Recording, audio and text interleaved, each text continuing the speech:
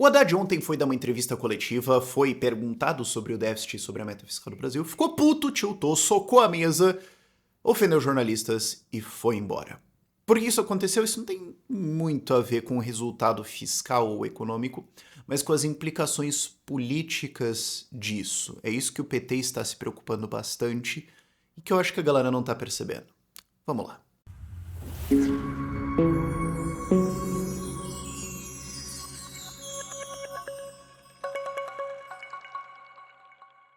Se você já praticou algum tipo de esporte competitivo, ou se você gosta muito de esportes no geral, eu suponho, você vai conseguir entender isso que eu tô querendo dizer agora. Sabe quando você percebe que o time que tá mal começa a perceber que eles estão mal? E eles começam a dar uma sortada e não jogar certo? Começam a se afundar?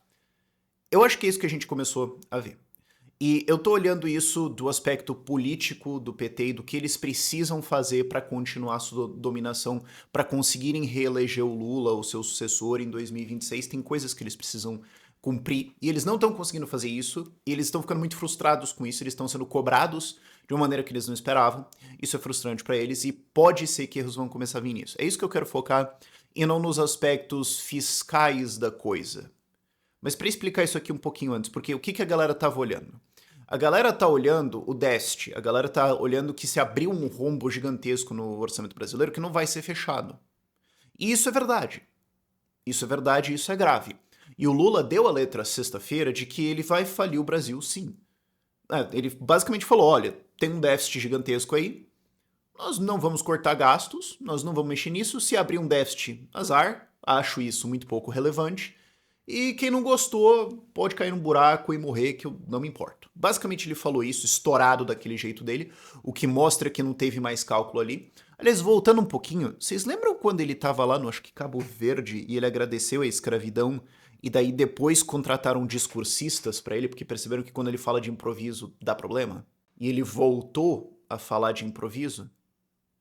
E ele voltou a falar... Esse que é as coisas que a galera perde ao longo do tempo.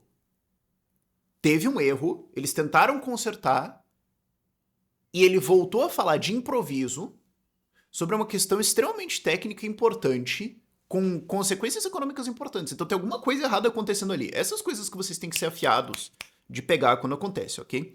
Ele voltou a falar disso, causou um puta rebuliço, e ontem de manhã o Haddad foi dar uma entrevista coletiva, que ninguém entendeu realmente sobre o que era, tentando passar pano ali na situação.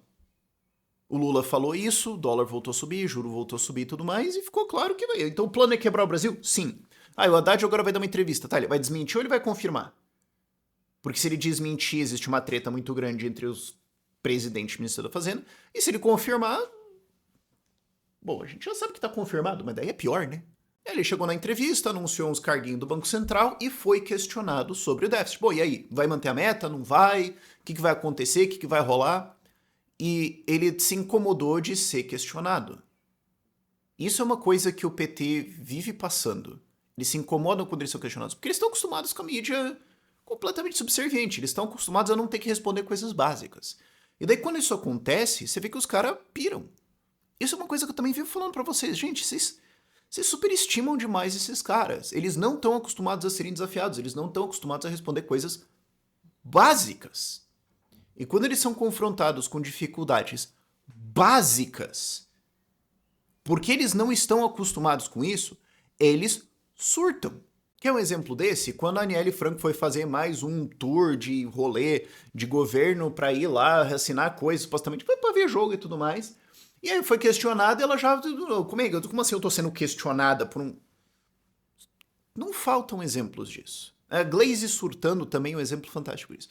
Mas o Haddad foi questionado 4 vezes sobre a meta, sobre o déficit, mandou jornalistas fazerem o seu trabalho, levantou e foi embora. Tanto foi ridícula a situação que até a mídia, que geralmente está de joelhos na frente deles, Domi, bota as manchetes aí.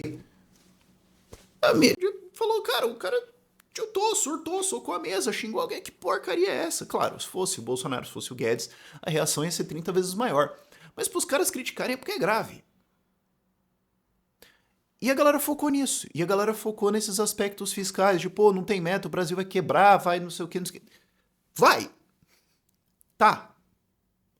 Mas é por isso que o Haddad surtou? Não. Ele surtou porque um golpinho, uma taticazinha, um jeito que o PT faz as coisas não tá funcionando e não tem plano B. Vamos voltar um pouquinho. Antes mesmo das eleições eu já estava falando isso, e eu vou repetir isso até entrar na cabeça de todo mundo. O PT precisa de duas coisas. Ele precisa de uma mídia controlada e ele precisa de um boom econômico. Ele precisa de uma mídia controlada porque, como a gente viu, ele não sobrevive a questionamentos básicos.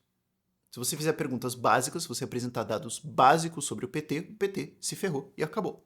Então não pode ter liberdade de imprensa, não pode ter liberdade de expressão, não pode ter liberdade de redes sociais. Se a gente pudesse questionar ao longo da eleição de 2022 coisas básicas, como assim, Lula, você apoia essa ditadura? Que você já apoia, só pra confirmar? Se você pudesse fazer esse tipo de coisa, a eleição de 2022 teria tido um resultado diferente. Então temos essa prova, por isso que é tão importante para eles o PL 2630 da censura, por isso que foi tão importante a gente derrotar isso, por isso que eu vivo falando desse troço também. A segunda coisa que eles precisam é de um boom econômico, porque percebam que em eleições o PT nunca tenta falar que ele é honesto. Quando acusam eles de corrupção, eles falam, ah não, porque a gente criou um monte de coisa de investigação, e daí eles acusam todo mundo na sala de corrupção, e aí metem o rouba mais faz. Ah, não, porque o Bolsa Família, porque não sei o quê, porque isso, porque economia, porque uma vez, porque 7%, porque a Petrobras, porque a Lava Jato faliu o Brasil. Então, se você está desempregado, a culpa é da Lava Jato. Faz sentido? Nenhum, mas não interessa. Eu tô tentando culpar os caras pela sua situação ruim. Eles tentam se eleger por economia, tanto que o Lula, não se eles tentam, eles conseguem. Tanto que o Lula fez uma campanha falando de picanha, de churrasco, de cervejinha, e não de revolução do proletariado. Eu sei que eu sou repetitivo nisso, pra quem já acompanha aqui. Mas é que eu tô seguindo uma regra ultimamente na minha cabeça de que 80% do meu tempo deve ser dedicado a falar o básico. Porque pra muita gente não é. Então o PT precisa de um boom econômico. Absolutamente. Isso tá acontecendo agora? Não. E não só isso, eles perceberam que não vai ter. E não só isso. Eles perceberam que eles não estão enganando ninguém. É por isso que o Haddad tá puto. É aqui que eu queria chegar. E daqui pra frente, conclusões importantes disso. A jogadinha deles sempre foi falar, ah, não, porque a Amazônia, porque não sei o quê, porque nós vamos fazer, porque o Brasil vai crescer, porque vai voar, porque a Petrobras tá... Invistam. E daí a galera falava, ah, olha só, né, vamos investir na Petrobras do Lula. Ia lá investir. Isso aconteceu ao longo de Lula 1, Lula 2, isso aconteceu em Dilma 1. O pessoal comprou aquela ilusão, o pessoal achou que vai ter Copa, vai ter Olimpíada, vai ter trem-bala, vai ter Petrobras voando e tudo mais, investiu e comprou, e bancou a festa. E com essa festa criou-se um boom econômico e uma ilusão de prosperidade que terminou na crise da Dilma 2. E com essa festa, o PT conseguiu comprar os votos ao longo da década para ter a dominância política deles. Tá funcionando agora? Não. O trouxa que pagava a festa não quer mais pagar. Os trouxas que pagavam a festa investindo nessa farsa de PT agora estão olhando e falando: o plano do Lula é quebrar o Brasil, não vou investir. O plano do Lula é aparelhar a Petrobras, não vou investir. Aí que entram, inclusive, a importância de pequenas ações, como aquela do Léo Siqueira, deputado estadual do Novo aqui de São Paulo. A Petrobras foi lá e nomeou 3 cone político pro board. Ele foi lá e processou. Forçou a Petrobras a ter que escancaradamente alterar o seu estatuto para permitir nomeação política. E isso fala para o mercado inteiro, não só brasileiro, mas mundial, e não só para quem está investido, mas para quem poderia estar investido, tá falando, aqui é o relaxo. Não invistam. Não paguem essa conta. Não financiem esta fraude que é o PT. Essas coisas pequenas importam. Então o que acontece? Essa galera não está mais financiando isso. Sem isso, Lula não tem dinheiro. E se ele não tem dinheiro, ele tem um problema. Porque não vai ter boom econômico. E as pessoas vão chegar na eleição de 2026 putas da cara. E eles estão olhando para o que está acontecendo na Argentina agora e se peidando de medo. Perdoem o meu francês. Quem me conhece, inclusive, sabe o quanto eu tô me segurando. Mas eles estão olhando para isso e falando, cara, o Massa estourou tudo, tá faltando até combustível na Argentina. Isso vai ser nós em 26. E nós não temos o que fazer. Ninguém tá querendo vir investir aqui. Ninguém tá querendo bancar esse negócio. Nós vamos comprar voto como? Nós vamos aumentar salário como? A gente roda um déficit aí, tem problema, né? PIB cresce se a gente roda déficit. Porque o PIB não computa déficit, o PIB computa gastos. Então, se o governo toma dívida e gasta, o PIB sobe. Então, você cria uma ilusão de prosperidade. A gente vai conseguir fazer isso? Não. Por quê? Porque juros estão muito altos e porque agora você tem um buraco negro de dívida nos Estados Unidos puxando o crédito do mundo inteiro. Não tem mais confiabilidade no Brasil, a relação de dívida-PIB está muito alta e o golpe está posto. O pessoal hoje olha pro Haddad e vê um palhaço. O Guido Mantega era um palhaço? Era, mas tem gente que caiu. Toda a política econômica do PT era palhaçada, era uma fantasia. Mas a galera caiu. E agora não cai mais. O que nos leva ao próximo grande embate de Brasil, que são as eleições de 2024. Outra coisa que eu já falei bastante aqui, mas eu vou repetir até entrar na cabeça de todo mundo.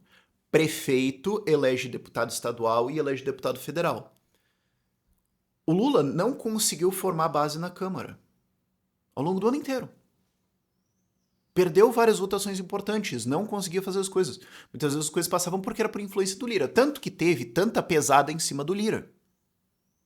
De um lado tentando comprar apoio, de outro lado ameaçando ele com processos no STF.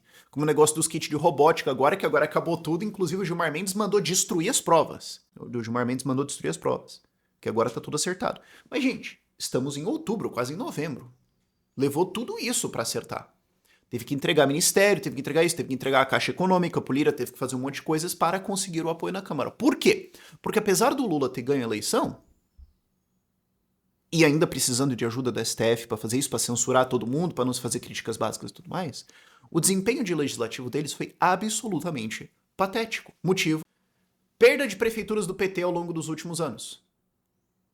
Senhores, e eu gravei sobre isso. Eu gravei sobre isso ao longo de 2020, 2016. De 2020 eu falei disso, mas às vezes o pessoal não presta atenção. O PT tá tomando uma chacina em prefeituras. O PT caiu de 638 prefeituras em 2012 para hoje 183. Eu tive que olhar minhas anotações ali, não sei de cor, desculpa.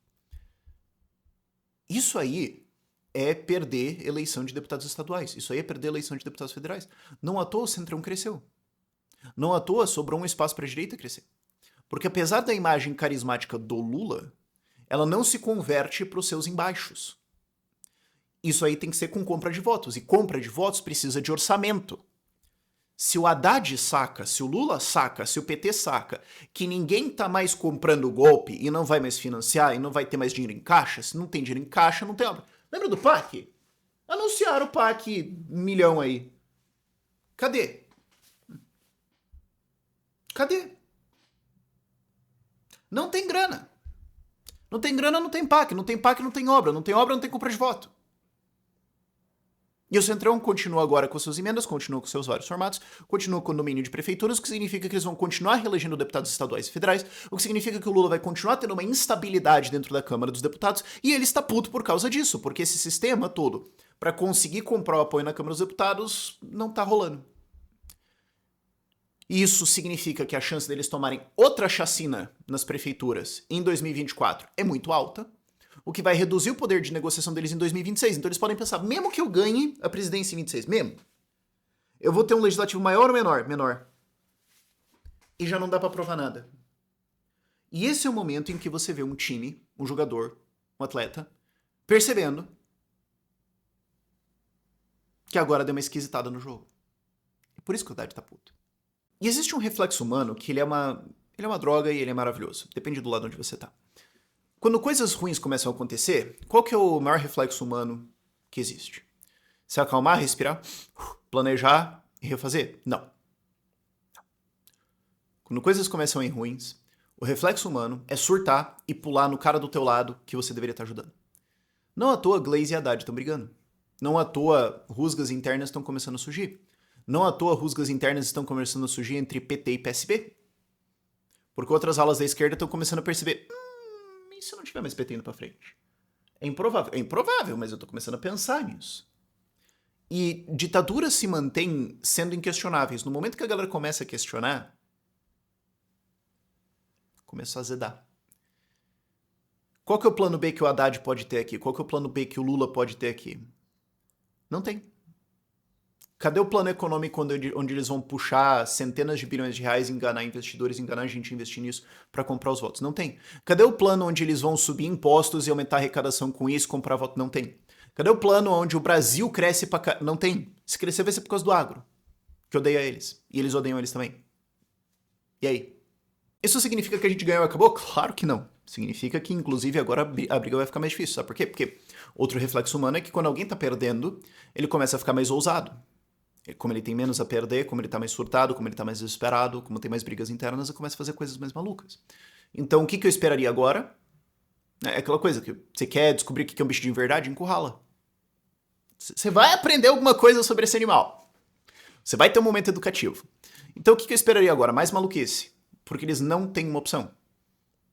Eu tô falando isso há muito tempo. É existencial pro PT regular redes sociais e implementar censura no Brasil. E é existencial pro PT criar um boom econômico. Eles vão tentar de algum jeito fazer isso. O que eles vão fazer daqui pra frente, eu não sei. Mas esperem mais surto, esperem mais maluquices, esperem mais ousadia. E estejam preparados de acordo, né?